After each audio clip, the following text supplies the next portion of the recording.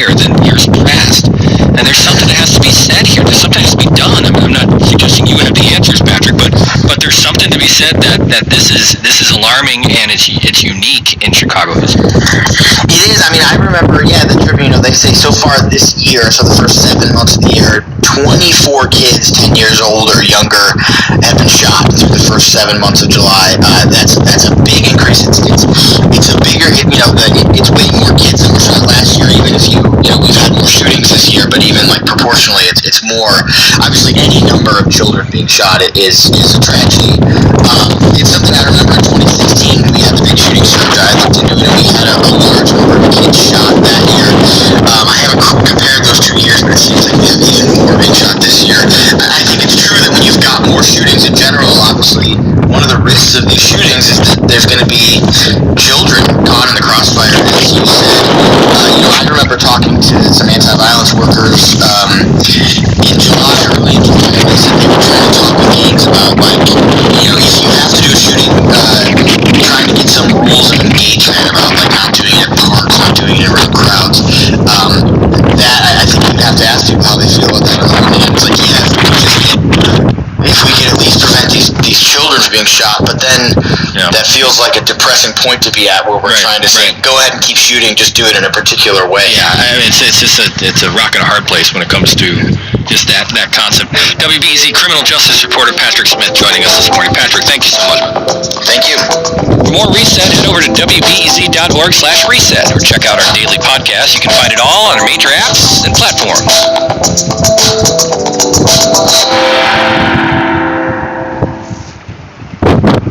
Here's a report from KPCK. Even as the U.S. hit a single-day record of new coronavirus cases this month, the Centers for Disease Control's latest statement calls for schools to reopen. But critics say there is a vague guidance for what happens if there is a school outbreak.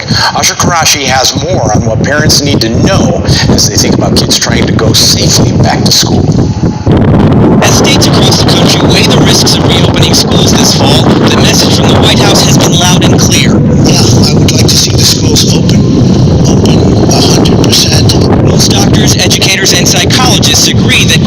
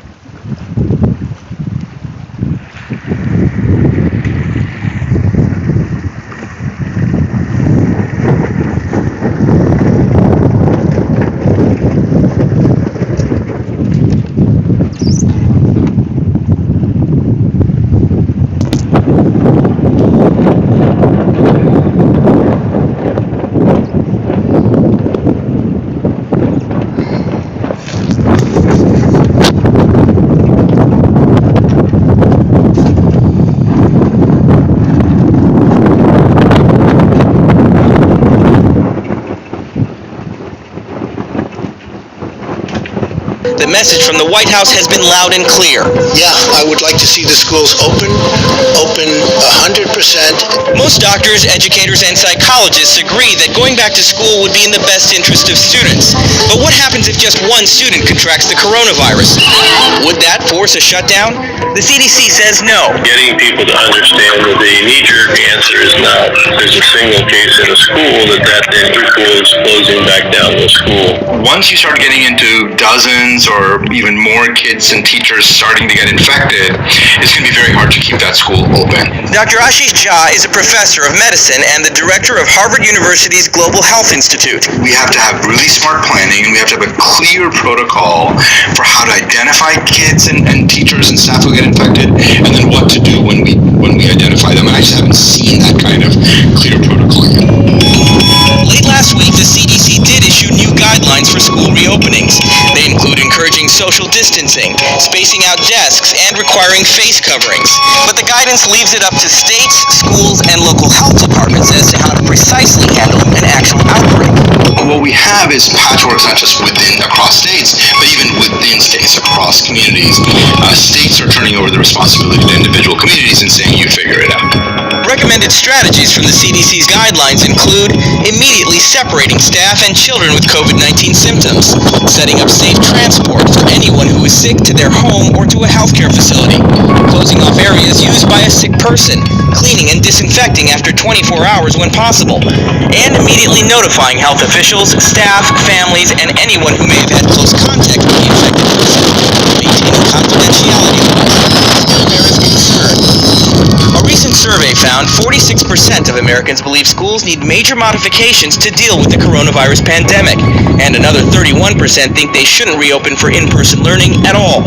We can open schools safely, but key to that is making sure the level of community transmission is pretty low, so you don't have sort of raging wildfires in the community, because it's going to be very hard to keep those fires out of the school. I'm Usher Qureshi reporting. Here's a story from WXYZ.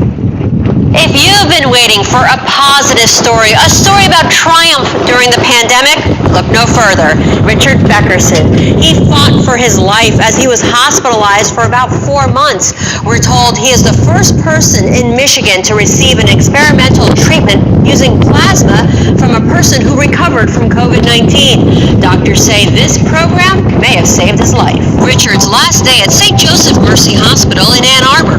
He spent the last 4 months here battling COVID-19. I got there, I laid down on the slab, and that was the last I remembered. Like many patients, he was in the ICU on a ventilator for weeks. Treated him with a number of different modalities, not thinking that he would survive. One of the weapons in the fight against the virus included an experimental treatment that uses plasma from a person who recovered from the coronavirus. More than 1,000 hospitals across the country participate in this program. We're told Richard was the first patient in Michigan to receive the treatment. The outstanding care that I got, needless to say, outstanding care. After an aggressive but successful effort, he was still facing an uphill battle. In his case, it affected his muscles, his nerves, in addition to his lungs. After getting physical therapy, Richard was able to walk out of the hospital to the sound of applause. I get up and out of this chair by myself. I get out of bed, down the hallway to the bedroom by myself. Richard now has a second chance at life, and he's hoping viewers will take precautions so they won't go through what he did. Wear a mask and wash your hands. Even though Richard says he's still dealing with mental and physical issues brought on by the virus, he's happy to be alive. I'm Simon Chowdhury for 7 Action News. On to the next story. This is Chatter. General Motors and electric vehicle charging network EVgo announced that they are aiming to accelerate widespread EV adoption by building more than 2,700 new fast chargers across the U.S. over the next 5 years, tripling the size of the nation's largest public fast charging network. Currently, EVgo has more than 800 fast charging locations, 66 markets, 34 states, serving more than 200,000 customers. Joining us now to break this all down is Kathy Zoe, who is the CEO of EVgo, and Alex Karros, who is the lead architect of GM EV infrastructure. Great to have you both here with us today. Super excited to discuss this. Alex, let's start with you. A few years back, GM said it wouldn't invest in infrastructure for EVs. So why do you believe GM has changed its priorities now? Yeah, I don't think we exactly said we wouldn't invest in infrastructure for EVs. I think what we characterized is we were looking at the landscape, and at that point, we saw a lot of players who were potentially engaging, like electric utilities and teams like EVgo, who were engaging the market, and we're looking at it. And over those few years, we've taken a really close look at it, talked to our customers, and bottom line, to really help accelerate the adoption of EVs, we decided to lean in. Fair enough, and appreciate the clarification there. So, Kathy, how will this investment help you keep pace with the fast charging network growth that we're seeing? Well, this is a fantastic boost for the business. I mean, we're seeing the United States ramping right now on electric vehicles. I mean, the sales are increasing, and importantly, the number of models is increasing. I mean, GM alone has announced that there are going to be 23 new models by 2023, I think it is, and we need to have charging there so they can charge those cars if they're away from home. And so, Alex, how will this partnership allow GM to really maintain a presence in the EV marketplace? You've got Tesla, of course, who catches a lot of fanfare this year, Volkswagen as well out there, and then, of course, you've got even more competition from some of the overseas European competitors and manufacturers. As you look across the overall landscape right now, for GM, what is the next big step when it does come to EV? Yeah, I think the key to this is really around leaning in and ensuring that we're ahead of the market.